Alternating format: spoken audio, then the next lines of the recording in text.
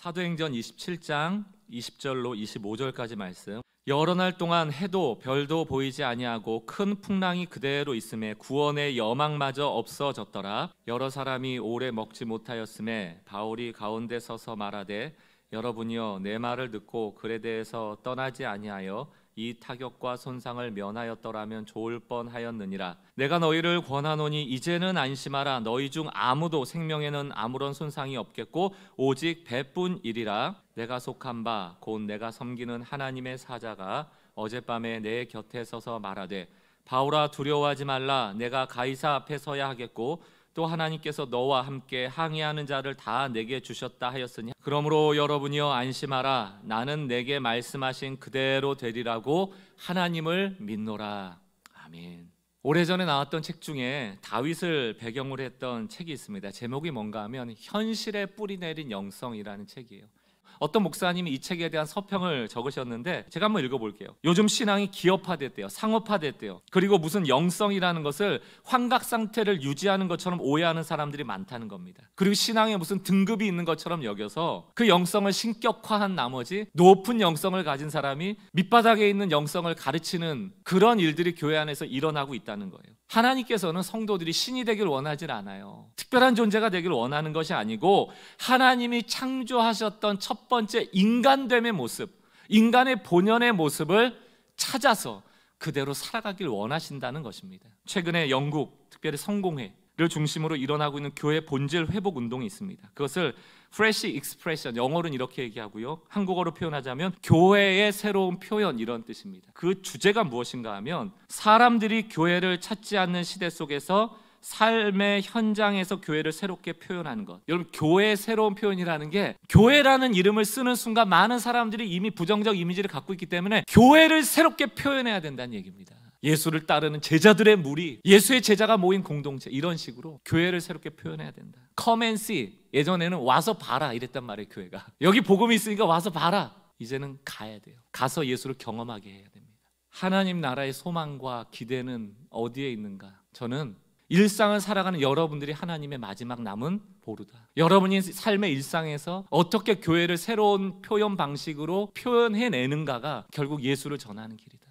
오늘 말씀을 통해서 여러분이 있는 그 각각에서 사람을 살리는, 복음을 전하는, 교회 되어지는 그 은혜의 역사가 있기를 주의 이름으로 정말 간절히 축원합니다. 오늘 본문 말씀의 배경을 볼게요. 사도행전 27장의 배경은 뭔가 하면 사도 바울이 10여 년 동안 1에서부터 3차 선교 여행을 통해서 많은 교회들을, 이방 교회들을 세웠습니다. 그리고 나서 이제 마지막 로마까지 가야 되는데 예루살렘에서 잡혀서 로마까지 죄인의 모습으로 포송되는 거예요. 오른쪽 예루살렘에서부터 지금 미항까지도 이 어려운 시기를 잘 왔는데 지금 빨간색에서 초록색까지 가는 그 3-4시간 동안에 유라굴로라는 광풍을 만난 겁니다. 이제 그게 사도행전 27장의 배경이에요. 사도행전 27장 13절을 보니까 남풍이 순하게 불매 그들이 뜻을 이룬 줄 알고 닻을 감아 그레데 해변을 끼고 항해하더니 14절 얼마 안 돼요.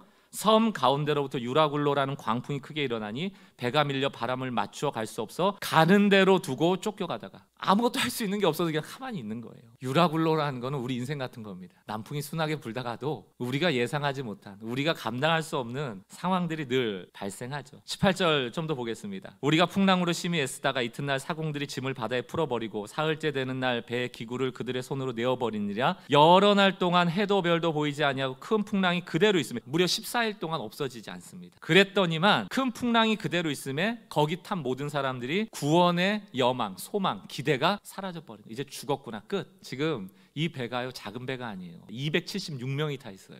과연 누가 배에 276명이 타고 있는 채로 광풍에 죽을 이 위기에서 이들을 구원할 것인가? 그 얘기가 오늘 본문의 얘기입니다. 누가 구원해낼 것인가? 유라굴로와 같은 광풍이 요즘 우리가 사는 시대 속에서도 늘 존재하죠. 바로 그 위기의 순간에 누가 빛나야 하는가? 믿음의 사람이 빛나야 한다. 아니, 믿음의 사람이 스스로 빛을 내는 것이 아니고 그런 위기 속에서 하나님은 믿음의 사람을 세우세요. 그리고 그를 통하여 일하시고 그를 통하여 구원을 이루어 가시는 것이죠. 그 안에는 275명, 사도 바울하고 아무 관계도 없는 사람이에요. 지금 살려나 봐야 나중 가서 무슨 나에게 빚을 갚을 것도 아니고 나한테 무슨 혜택을 줄 사람도 아니에요. 그냥 스쳐 지나가는 사람이에요. 배 안에서 만난 사람들이에요. 그러나 하나님은 바로 그 스쳐 지나가는 275명에게 관심이 있으시다. 나는 관심이 없는데, 나는 스쳐 지나가면 그만인데, 나를 미워하는 사람 안 보면 그만인데, 그냥 욕해주고 안 보면 그만인데, 하나님이 그 사람한테 관심이 있으시다. 예수님은 바로 이 사람들을 살리려고 십자가를 지셨다. 나만 살리는 게 아니고 내 원수도 살리시려고 예수님은 십자가 지셨다. 복음 안에는 인간의 존엄에 대한 문제가 있어요.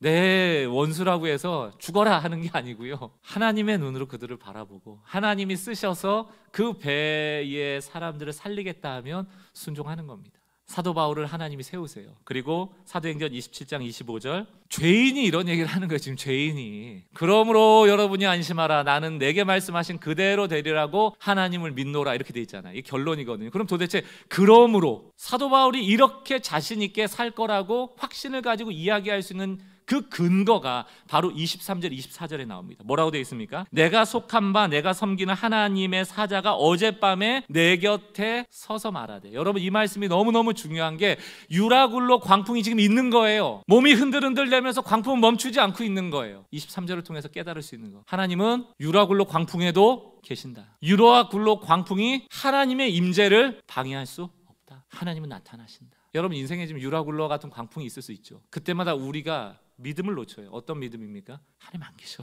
하나님 계시다면 이럴 수 없지. 아니에요. 유라굴로 광풍에도 하나님은 계시다. 24절 말씀 보세요. 바울아, 두려워하지 말라. 내가 가이사 앞에 서야 하겠고 또 하나님께서 너와 항의하는 자를 다 내게 주셨다 하였다. 여러분, 이렇게 하나님이 나타나셔 말씀하시니까 사도 바울이 안심하라라고 말하는 거죠. 왜? 사도 바울은 23절 24절을 믿으니까. 하나님이 세우시는 거예요.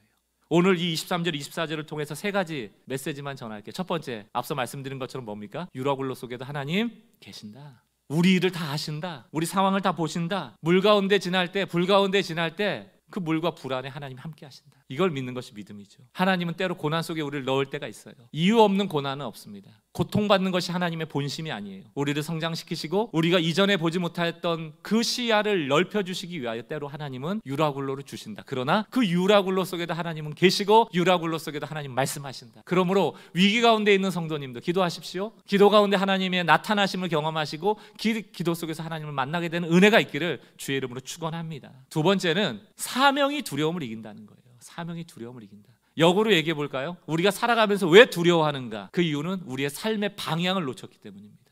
다메섹에서 하나님이 소명을 주셨거든요. 뭐라고요? 너는 이방인의 사도가 돼야 돼. 넌 나의 종이야. 너는 나의 증인이야. 사도 바울은 지금 사도행전 27장까지 그 증인과 종의 소명을 놓치지 않기 때문에 내가 로마에 가서 가이사 앞에 서서 복음을 전하는 그때까지 하나님은 나를 살리실 것이다. 그것을 믿는 것이죠. 내가 이 유라굴로 광풍을 극복할 거다 아니다의 문제 이전에 나에겐 사명이 있으므로 나는 로마까지 갈 수밖에 없는 존재라는 믿음, 이것이 그 두려움을 이기게 하더라는 것입니다. 우리의 신앙의 목적이 바로 하나님이 나를 부르신 그 이유를 깨닫고 살아가는 것이라고 한다면 우리 삶 속에서 하루하루 살아갈 때마다 오늘을 나는 어떻게 살아야 될 것인가, 나는 어떤 존재로 살아야 될 것인가 고민하는 것은 마땅한 일이라 생각이 들고요. 그것을 위해서 말씀을 펴보지 않을 수 없죠. 그 말씀이 우리의 등대이고 말씀이 우리의 앞에 비춰주는 빛이니까요. 소명이 두려움을 이긴다는 것을 기억하시고 여러분의 삶의 목적, 이유들을 날마다 눈 뜨면 발견하고 시작하시는 여러분 되시기 바라요. 세 번째는 성도들은요, 사람들을 안심시키는 존재예요. 유라굴로라는 똑같은 광풍이 있지만 사도 바울은 믿음 있는 사람으로 세워지고요, 나머지 275명은 다 두려움에 떨고 있거든요. 그때 하나님의 사람이 해야 될 일은 무엇인가? 그 275명을 안심시키는 것이죠. 이 불안한 시대에 저 사람은 왜 평안한가에 대한 답을 줄 수 있는 삶이길 바랍니다. 누군가 여러분에게 여기 코로나 시대 속에 당신 지금 힘들어하고 있을 수밖에 없는데 어떻게 그렇게 웃을 수가 있어? 라고 할 때 나에겐 예수가 있어, 나에게는 세상이 줄 수 없는 평안이 있어 라고 담대하게 얘기할 수 있다면, 그리고 이 예수가 난 너에게도 함께 할 수 있기를 바래, 예수님만이 세상에 줄 수 없는 평안을 주실 수 있는 분이라고 소개할 수 있다면 그것이야말로 성도들이 이 땅을 살아가는 이유라고 저는 믿습니다. 앞서 영국 성경회에서 얘기했던 사람들이 교회를 찾지 않는 시대 속에서 삶의 현장으로 나가서 교회를 새롭게 표현하라는 이 외침, 그것이 오늘 예배한 우리 성도들의 외침이 되기를 주의 이름으로 축원합니다. 한번 따라해 보았으면 좋겠습니다. 당신이 행복하지 않으면 결코 나는 행복해질 수 없습니다. 지난주 설교가 신앙생활이라는 게 나의 내면을 가꾸는 일이다에 대한 설교였다면, 오늘 설교는 뭐냐면 내면이 그렇게 성령으로 충만해지고 하나님의 뜻에 따라 살기 원하는 삶이 됐다면 이제 그 내면의 성숙함을 가지고 내 주변을 가꿔야 돼요. 내 주변이 행복해지지 않으면 결코 행복해질 수 없어요. 나만 가꿀 게 아니고 내 주변을 가꾸는 능력이 떨어져 버리면 우리 모두가 행복해지지 못하는 거예요.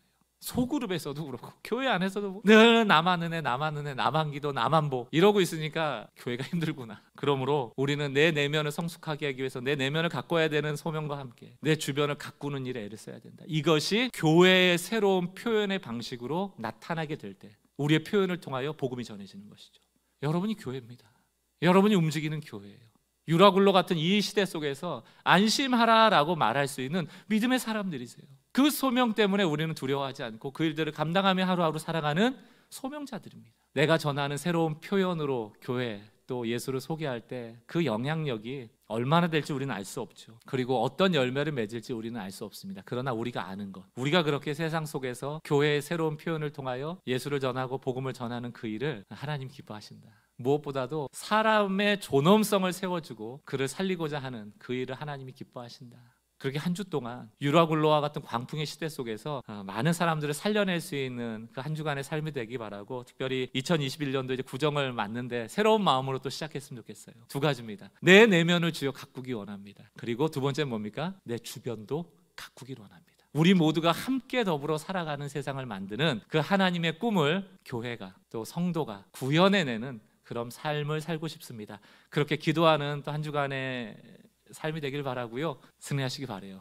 친척들 이번에는 많이 못 만날 것 같은데 어쨌든 불신자 또 친척들 만날 때마다 그 누구보다 잘 대해주셔서 여러분의 주변에 아름다운 향기가 나기를 간절히 바라겠습니다.